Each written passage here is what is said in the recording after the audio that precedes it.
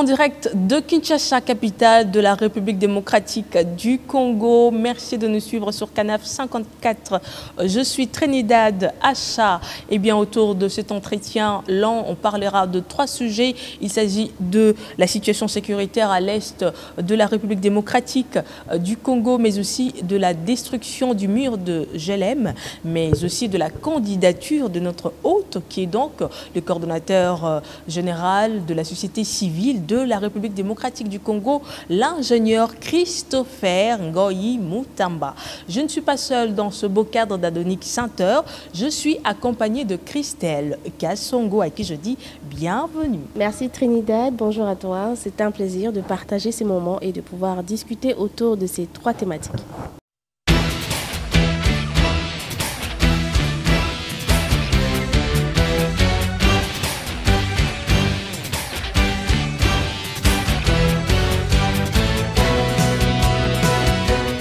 Merci beaucoup. Et donc, messieurs Christopher Ngoyi, bienvenue. Merci, Trinidad, Christelle. Alors, la rentrée scolaire n'a pas été effective à Goma, au Nord Kivu, bien sûr, suite à l'appel de la journée de la ville morte lancée par le mouvement citoyen. C'est plutôt une répression sanglante des adeptes de Wazalendo qui est donc à la base.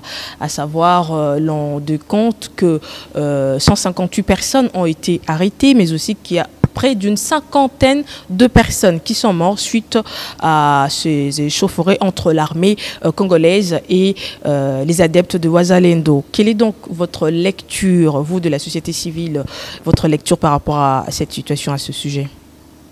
Bon, nous sommes très peinés d'entendre et de voir toutes ces vies fauchées.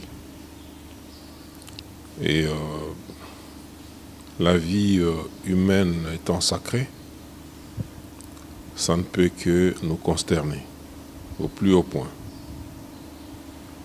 Et vous savez,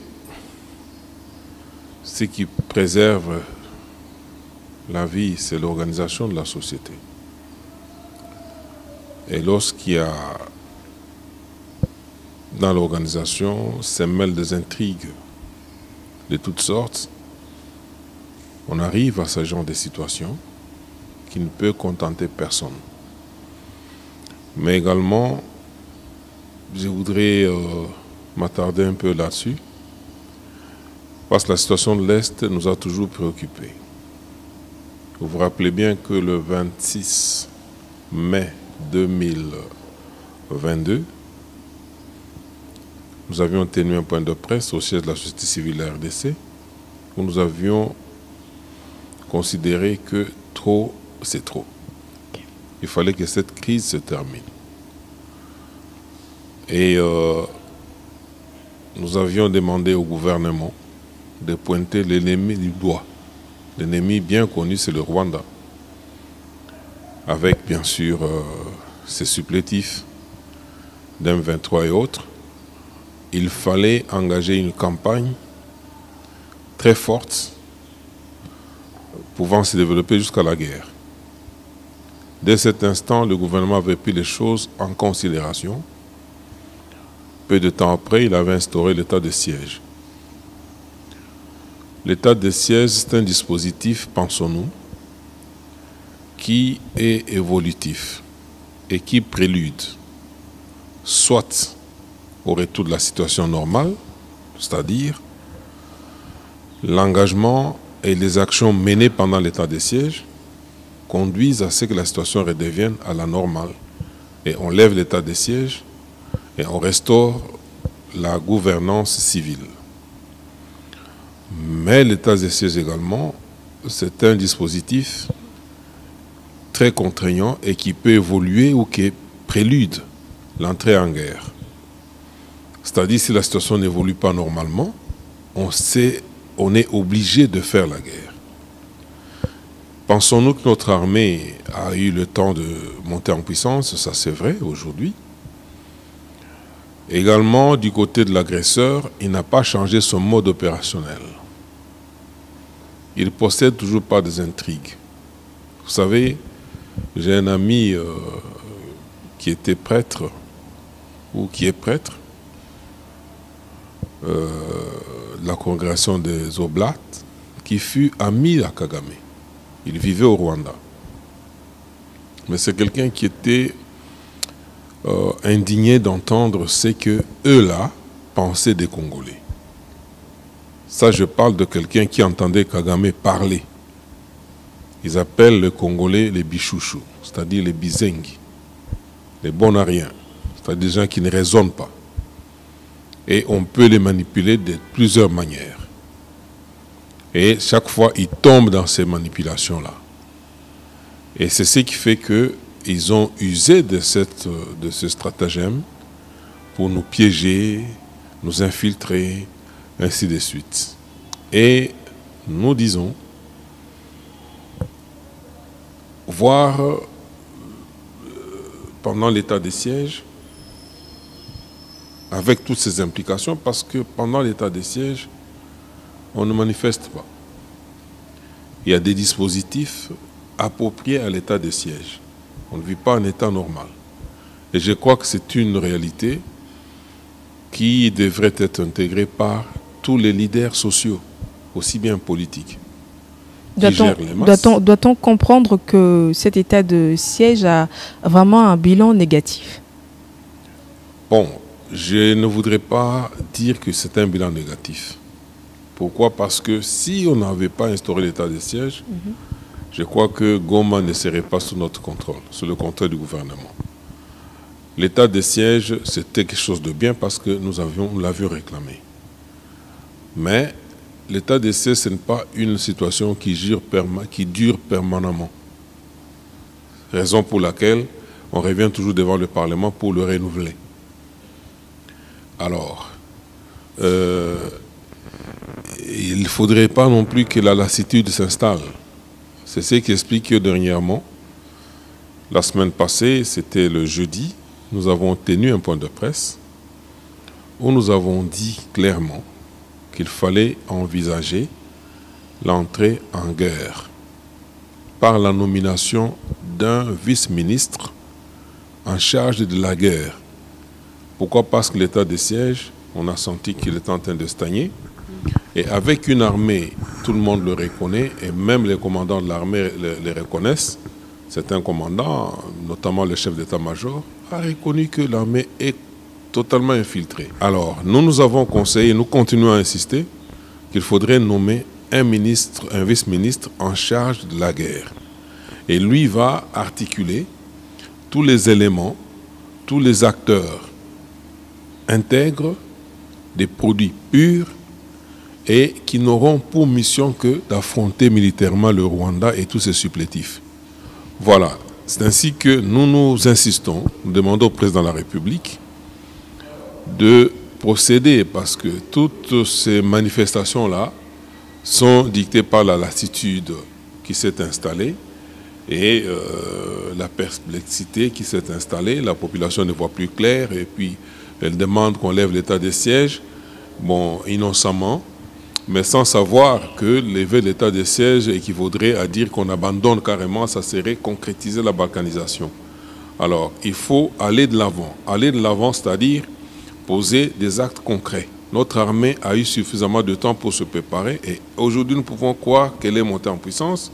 Et il est temps maintenant d'engager la guerre. Et pour engager la guerre, il faut la préparer.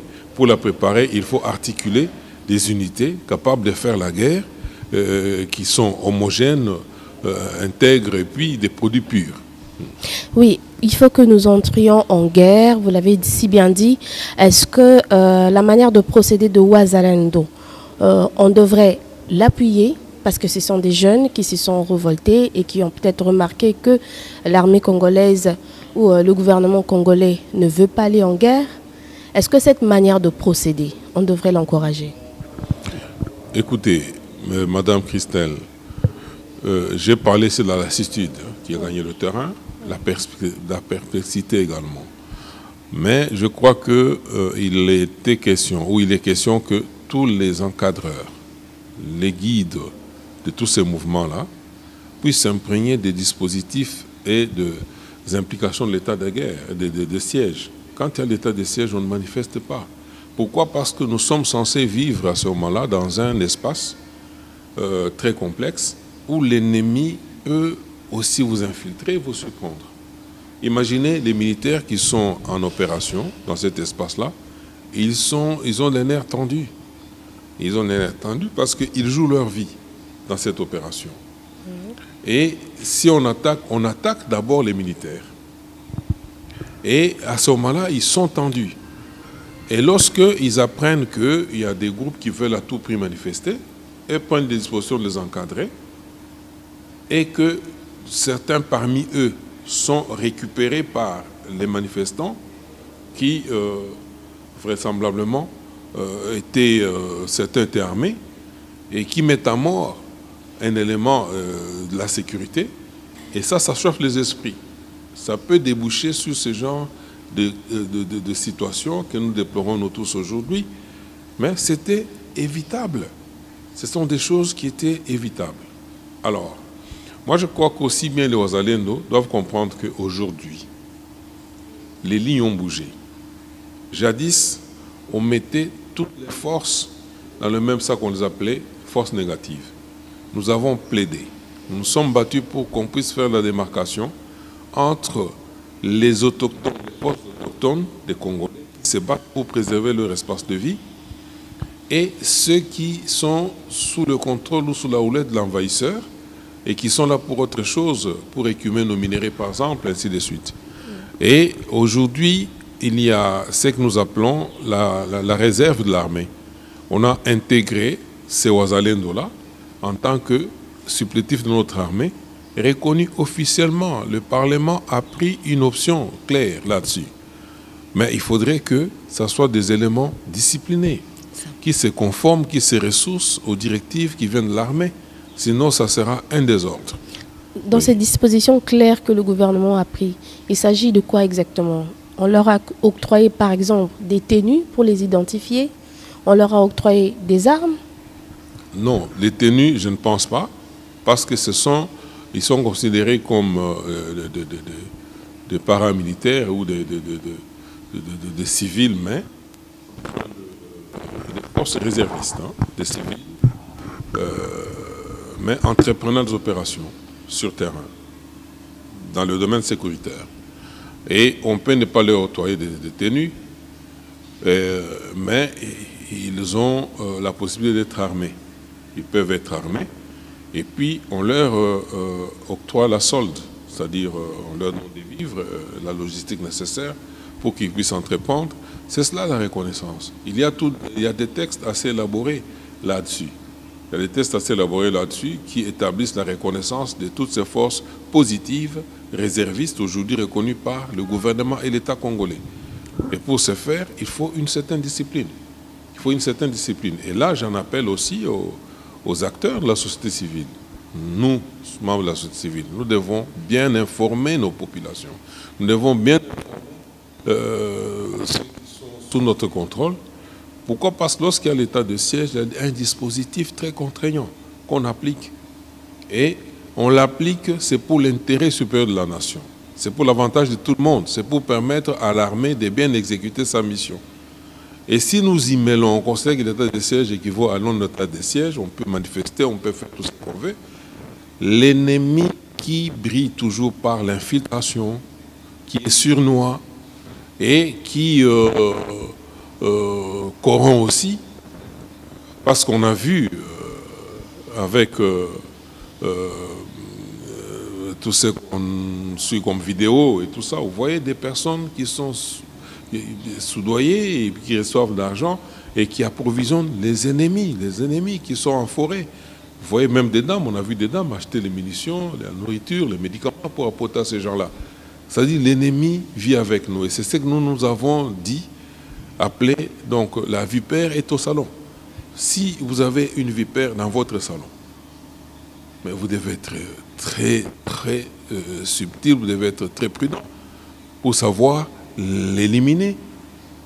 Vous devez la circonscrire, savoir où se trouve la tête avant de l'attaquer. Mais ce n'est pas si pendant que la vipère est au salon, les enfants se mettent à jouer au salon comme si de rien n'était. Alors ça va exposer toute la famille. Donc c'est ce que nous disons, nous pensons que les animateurs, autant les mouvements citoyens, autant aussi bien les acteurs de la société civile, qui est dans sa grande diversité, devaient s'imprégner, comprendre du risque qu'il y aurait d'entreprendre des actions comme si on n'était pas sous l'état de siège. Devrait comprendre que l'état de siège, le fait que ça perdure, ça préoccupe tout le monde.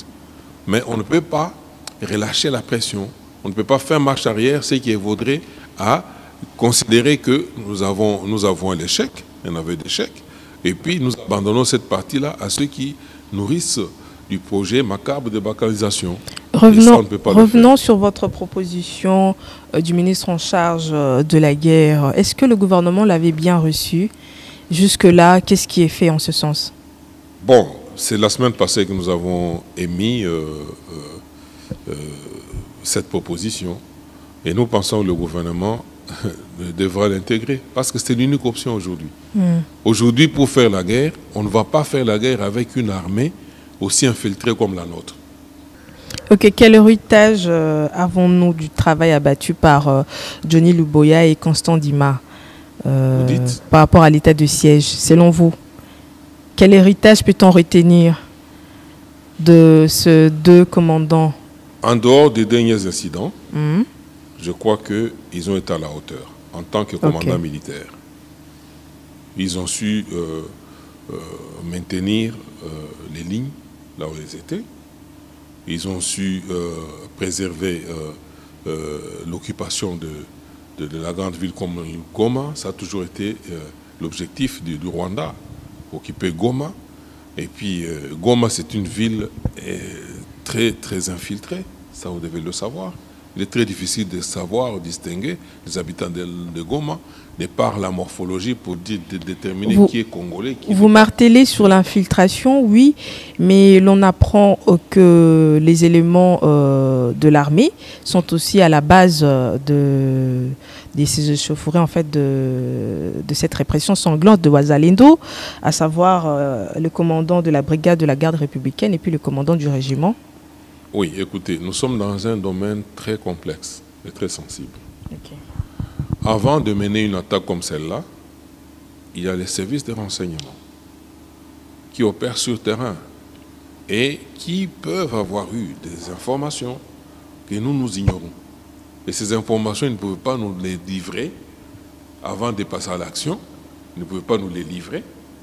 Et moi, j'ai vu un communiqué qui demande à quiconque aurait perdu un membre de famille d'aller déclarer au niveau d'un bureau qui est ouvert. Bon, il est vrai que même dans certaines vidéos, j'ai vu lors de la descente du vice-premier ministre ou des deux vice-premiers ministres qui sont sur le terrain, j'ai vu une femme en train de parler, de dire voilà, nous habitions ici, les Wazalendo, ils étaient toujours là-bas dans leur église et tout. Et apparemment, il y a une démarcation entre ces Wazalendo-là qui semble ne pas être des gens de Goma. Et au moment où nous déplorons toutes ces morts-là ici, au moment où... Mais au Rwanda, c'est une grande consternation parce qu'il y a plusieurs acteurs qui disent que, voilà, qui condamnent, qui demandent qu'on condamne les militaires congolais, l'armée congolaise, d'avoir exécuté les Rwandais qui habitent à Goma. Alors, nous sommes dans une situation très complexe. Très complexe. Est-ce que c'était une opération? Parce qu'on a vu certaines églises où les pasteurs étaient en train de prêcher pour dire qu'écoutez, les Massissi là et tout ça, ça appartient au Rwanda. Et ces gens, dans leur église, ils ont des églises, même à Goma, à Bukavu, ils ont des églises où ils prêchent dans leur langue. Et sous la barbe des Congolais, qui n'entendent pas ce qu'ils disent, mais ils sont en train de prêcher pour dire, s'encourager à revendiquer, à résister, à tout faire pour pour obtenir la balkanisation. Et ça, ce sont des vidéos qui circulent, et ça, c'est connu de tout le monde. Moi, je crois que nous sommes dans une situation très complexe. C'est pourquoi nous n'avons pas voulu émettre des avis, mais toutefois, nous avons insisté que le gouvernement procède aux enquêtes appropriées. Il n'y a que des enquêtes qui vont nous déterminer ce qui s'est réellement passé, quelles informations les autorités militaires avaient-elles? Qu'est-ce que ces gens-là planifiaient exactement? Parce qu'on ne peut pas, de manière anachronique, voir un groupe qui se réveille pour dire aujourd'hui nous allons attaquer la MONUSCO parce qu'il faut que la MONUSCO parte. Alors que la MONUSCO avec le gouvernement est engagée dans un changement de désengagement. Ça c'est connu de tout le monde. Hein? Alors que il y a les M23 qui menacent la ville de Goma, qui sont tout autour là-bas, mais eux, ils entreprennent à l'intérieur de la ville de Goma pour dire que voilà, maintenant nous voulons déloger la MONUSCO. Est-ce que c'est la MONUSCO qui était réellement ciblée? Point d'interrogation. Est-ce que ce n'est pas une opération qui, une fois engagée, bon, devrait s'embraser et surprendre? C'est-à-dire on devait tout simplement être surpris, constater que l'ennemi est déjà dans la ville. Étant déjà dans la ville en pleine opération, il serait très très difficile de l'extirper. Ça c'est. Et alors un commandant conséquent doit prendre l'importance de l'opération, doit prendre l'importance du risque et savoir préserver ce qui doit être préservé. Je pense que pour la première partie, on retiendra que notre armée est réellement infiltrée. Et ce qui fait que c'est difficile, vous l'avez dit d'une certaine manière, d'envisager la guerre en ce moment. Merci beaucoup. Nous allons peut-être passer à la deuxième partie de notre... D'envisager la guerre sous ce format actuel. Sous ce format actuel, ok. Il faut des réaménagements, oui. D'accord, merci beaucoup. Et notamment, nous avons proposé de nommer un vice-ministre en charge de la guerre qui va aligner. Il y a des combattants dans ce pays, il y en a. Ce pays a une histoire en ce qui concerne la guerre. Ok, merci beaucoup. Alors, notre deuxième sujet concernait la destruction, la démolition du mur Jhelem, justement, de l'ancien président, Joseph Kabila. Que dire de cette destruction? Bon, moi, je pense que c'est un non-événement. J'ai vécu dans cette ville de Kinshasa. Je sais qu'en passant par Jhelem là-bas, oui, la circulation était fluide. Il y avait la résidence officielle du Premier ministre et même du président de l'Assemblée nationale. Hein? C'est un quartier que je connais moi parfaitement. Mais à l'accession ou à l'arrivée de l'AFDEL, on a barricadé partout. Même au Palais des Marbres, on a barricadé. Il y a même le prolongement du boulevard Tchatchi était barricadé, bloqué. Et ça, c'est des choses qu'on a vécues. Vous savez que sur le boulevard Tchatchi, on avait tué même un jeune Belge qui, un soir comme ça, bon, il était passé au travers d'un barrage et on a tiré. Et il est mort sur le champ. Bon, c'est des choses qu'on ne peut pas imaginer. Lorsque je vois les Champs-Élysées à Paris, je vois devant la Maison Blanche, on passe, les touristes vont là-bas, ils passent. Pour le camp du camp Kabila, ils sont en train de dénoncer une intimidation. Donc non, la résidence appartiendrait à Kabila. Non, je ne pense pas. À ce que je sache, le bâtiment GLM est encore propriété de Lito Moboti. Les autres résidences là, le Premier ministre et le chef de Parlement, c'est encore propriété de l'État. Alors cette propension-là, vouloir s'approprier des biens normalement dévolus à l'État, bon, on l'a vécu seulement avec la famille Kabila. Vous voyez le Palais des Marbres. Donc tout ce qui pouvait appartenir à l'État, tout ça, et ça devient des biens, ils les privatisent. Et c'est cette propension-là que nous dénoncions même. Mais eux détiennent des documents. Quel document? Qui approuve que la résidence appartient à Kabila. On connaît toutes les astuces qu'on peut utiliser pour désaffecter les édifices ou le patrimoine de l'État. Oui, le président a cette possibilité-là. Il désaffecte et puis il s'en attribue, ou il attribue à ses proches. On connaît cette pratique-là. Ce qui fait que cette ville de Gombe ici, 90% des maisons appartiennent à l'État. Mais c'est en usant de cette astuce qu'on a pu, les privés ont pu s'en approprier. Donc on les a désaffectés et puis on les a attribués aux proches, les proches qui l'ont revendus immédiatement. Et tout ça, alors c'est une pratique à déconseiller et moi je crois qu'un jour viendra où l'État va récupérer tout ça. Pour terminer ce sujet, moi je crois qu'on doit laisser ce passage-là libre. On doit laisser ce passage-là libre. Les gens, parce qu'il y a même des habitations derrière là. Et même les Kabila, ils ne pouvaient pas se gêner de voir qu'ils avaient emprisonné certains propriétaires de maisons qui ne pouvaient plus accéder à leur maison facilement, qui devaient effectuer des grands contours pour arriver à entrer dans leur maison. Ça ne pouvait pas les gêner. Non, mais soyons sérieux. Parlons de votre candidature à la députation provinciale pour le compte de la Lukunga. Déjà, pourrons-nous savoir pourquoi encore ces dépôts de candidature, une fois de plus? Oui, écoutez, c'est une candidature longtemps réclamée. Vous savez que j'ai été candidat en 2006. Après le dialogue de Sun City, nous sommes entrés dans l'ère de la démocratie. J'ai été candidat en 2006. Sous la gouvernance Kabila, avec comme président de la CENI, M. Malou Malou.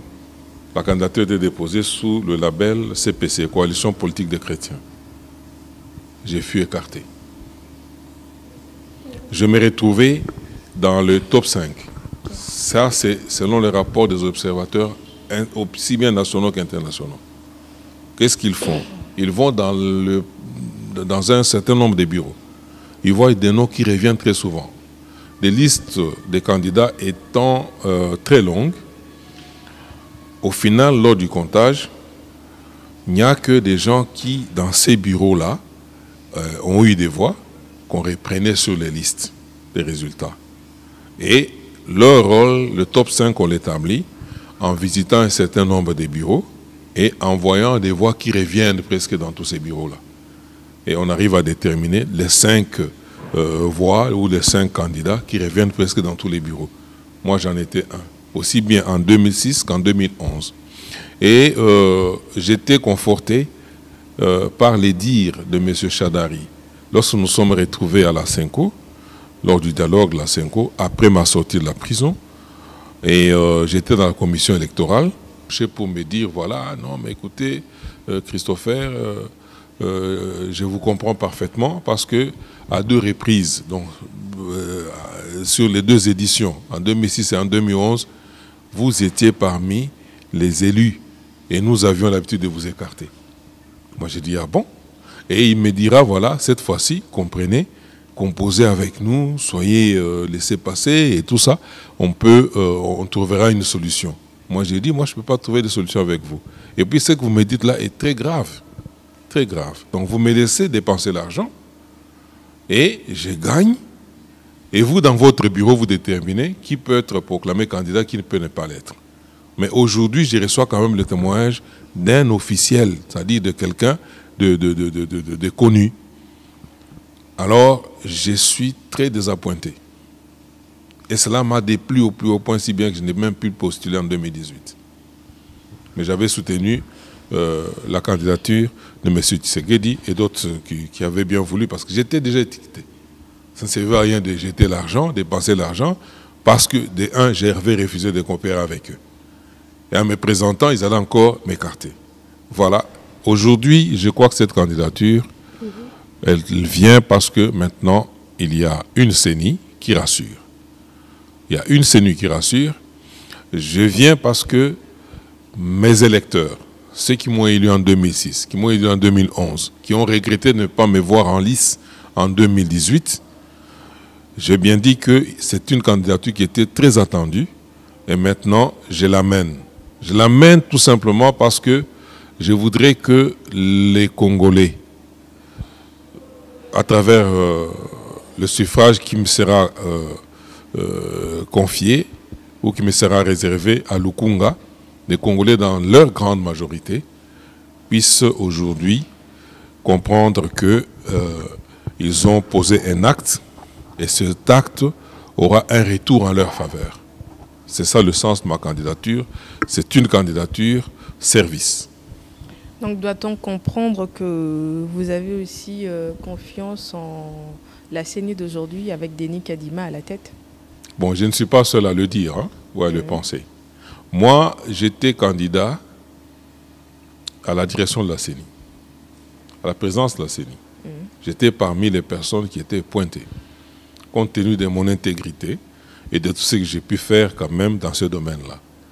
Et même M. Kadima est passé. OK? Au moment où je parle ici, je peux vous dire que je ne l'ai jamais rencontré physiquement. Je ne l'ai jamais rencontré physiquement, c'est-à-dire ce n'est pas un ami.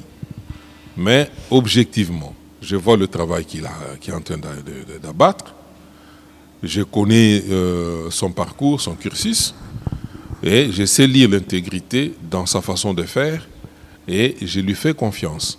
Et je me dis, je vais jouer mon rôle là où je peux. C'est ainsi que je me porte candidat tout en étant sûr que la CENI d'aujourd'hui est différente de la CENI de Ngoï Mulunda, est différente de la CENI de Malumalu. La CENI, c'est un domaine qui nous a toujours préoccupés au plus haut point. Nous avons fait des pétitions et les Congolais ont soutenu notre approche et il y a eu des résultats quant à ça. Et aujourd'hui, je peux vous dire que la CENI de ce jour est différente de la CENI de Malumalu 1, de Ngoï Mulunda, de Malumalu 2 et de Nangat surtout. Quels sont vos projets une fois réélus? Quels sont les projets une fois réélus? C'est d'abord de rendre effectif le fait de placer l'homme au centre de tout. L'homme congolais. On doit le placer au centre. Au centre, je suis également défenseur des droits humains. L'organisation de la société ou de notre société doit procéder par l'atteinte ou le respect des droits humains.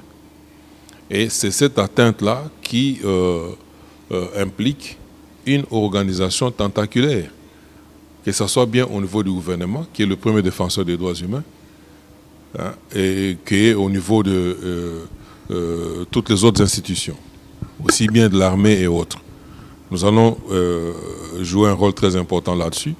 Et nous pensons que les Congolais ne sont pas venus laisser la classe politique ou une partie de la classe politique ici sur terre ou les accompagner. Nous pensons que chaque Congolais doit jouir des richesses de la RDC. Et il y a moyen de faire en sorte que chaque Congolais se retrouve. Je suis contre ceux qui font, bien sûr on verra ça dans cette période de campagne, des gens allaient apporter des pagnes, de la nourriture, une solidarité juste circonstancielle et puis lapidaire. Hein, alors que c'est lui qui doit garantir le bien-être de l'ensemble de la population, c'est l'État. Et nous allons entrer dans cette institution pour permettre à l'État de jouer son rôle correctement. Et ça, nous allons le faire. C'est un combat. On a dû amener plusieurs combats et sur plusieurs fronts. Moi, je crois que le dernier combat sur lequel je vais m'investir, avant de tirer ma révérence ou ma retraite, c'est celui-là. Alors, dernière question, doit-on comprendre pour les téléspectateurs déjà, et je suis sûr qu'il y en a qui se demandent, est-ce que Christopher Ngoï Mutamba adhère à la vision de Félix Antoine Tshisekedi? Nous sommes proches ou nous sommes membres de l'Union pour la démocratie.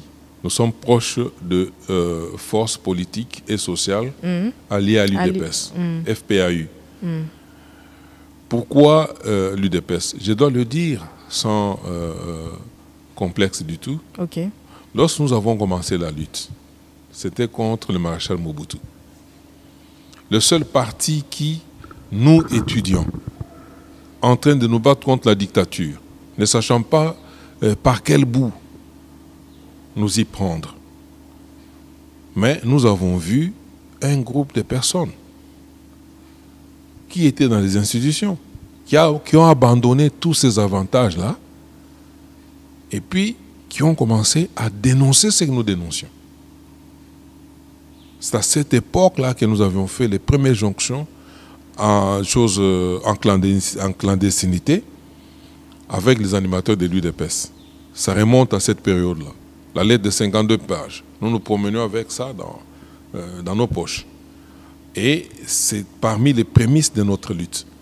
Et avec l'évolution, on a toujours fait, parce qu'à un certain moment, on est passé dans les antres même de l'UDPS. On a pu l'implanter, on a pu jouer un rôle très important là-dedans. Mais notre âme est restée société civile. C'est ainsi que nous n'avons pas abandonné notre essence. Nous sommes restés là-dedans, société civile, mais tout en considérant que le premier parti, ou le seul parti, ayant travaillé pour l'intérêt supérieur de la nation, pour le peuple se trouve, c'est l'UDPS. Bien sûr, aujourd'hui, bon, je ne peux pas dire aujourd'hui, pour chaque œuvre humaine est perfectible. Il peut y avoir des faiblesses et tout ça, mais l'âme de l'UDPS reste portée vers le bien-être de tous. Ça, je ne peux pas me tromper. Et puis, vous m'avez demandé si je soutiens M. Félix Tshisekedi. Oui, je le soutiens. Pourquoi? Parce que j'ai combattu ensemble avec lui. Je le connais personnellement, je connais le fond de sa pensée. Lorsqu'il est passé président, beaucoup étaient en train de raconter des choses dans tous les sens. Alors dans tous les sens, moi je disais à qui voulait m'entendre, écoutez, c'est parce qu'ils ne connaissent pas la personne. Mais moi je connais la personne. Et je sais que foncièrement, c'est une bonne âme. Merci beaucoup. Ingénieur Christopher Ngoyi Mutamba, je rappelle que vous êtes coordonnateur général de la société civile de la République démocratique du Congo. Oui. Alors, 3 sujets étaient donc sur notre table, à savoir la candidature de Maître Ngoyi Mutamba, mais aussi la situation sécuritaire à l'est de la République démocratique du Congo. Et pour finir, nous avons aussi parlé de la destruction du mur de Jélem. J'étais accompagnée de Christelle. Merci beaucoup, ma consoeur. C'était Trinidad Acha pour Canaf 54. Merci de nous suivre et restez branchés et fidèles à nos programmes. Merci.